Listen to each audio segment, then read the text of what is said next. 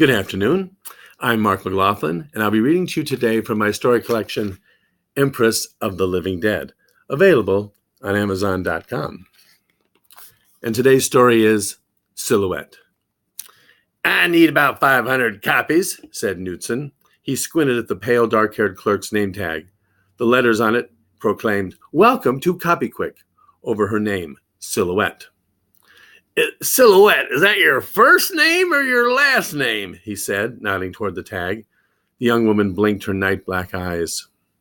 "It's what I'm called." She pointed to a wall display of paper colors. "What would you like, sir?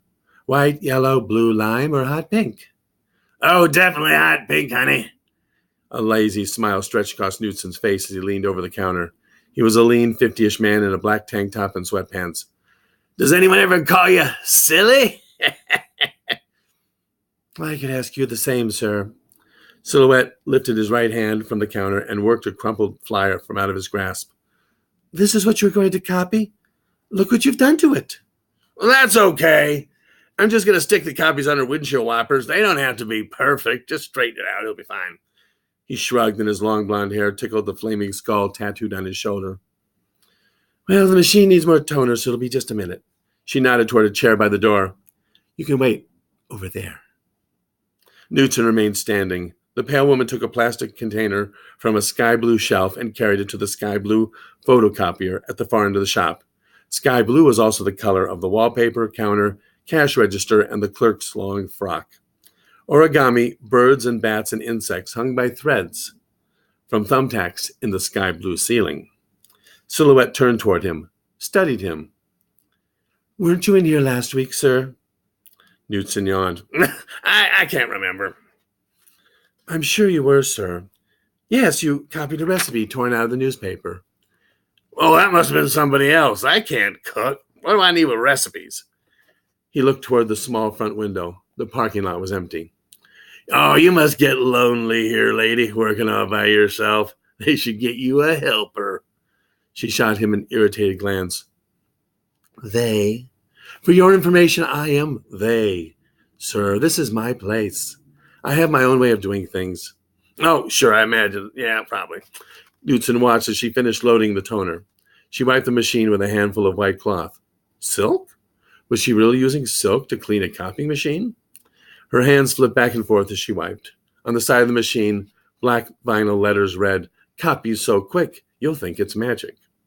Silhouette slid a ream of hot pink paper into the machine. She opened the lid a crack, and slid the flyer into the machine. She punched buttons and bright green light seeped from under the lid. Paper whisked out of the front of the copier, collecting into a neat rectangular pink column. The clerk tapped her foot for a moment. She watched the growing stack of copies. Then her eyes opened wide as she grabbed one from the pile. "Well, sir, your flyer. It's for Sudsy's car wash." He backed toward the door. "So what?" A hard look crept into the clerk's eyes. "They closed down 2 weeks ago, sir." He turned the handle on the door's lock. "Oh, you just leave me alone, sir," Silhouette said. "I expect people to leave me alone." "Ah, come on, honey. The customer's always right." Knudsen's lazy smile grew into a sideways leer.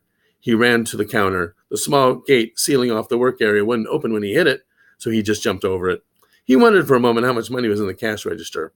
On the side of the register, black vinyl letters read, "We do things right. R-I-T-E. "This is my place, my business, and what I say goes." Silhouette laid a hand on the corner of the copier.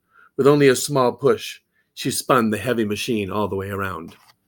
A flurry of pink paper flew through the air towards Knudsen. He batted the paper tempest away as he moved toward the clerk. Soon his fingers were covered with stinging paper cuts. "Your kind doesn't know when to stop." Silhouette's voice took on a high tone. "I try to run a nice little business. And where does it get me?" Knudsen was only 3 feet away from her. She moved her hands toward the ceiling in a series of frantic gestures. Her dark eyes grew wider, wider. He reached toward her to crush her to his chest, to drag her to the floor. Then he heard a barrage of sharp snaps.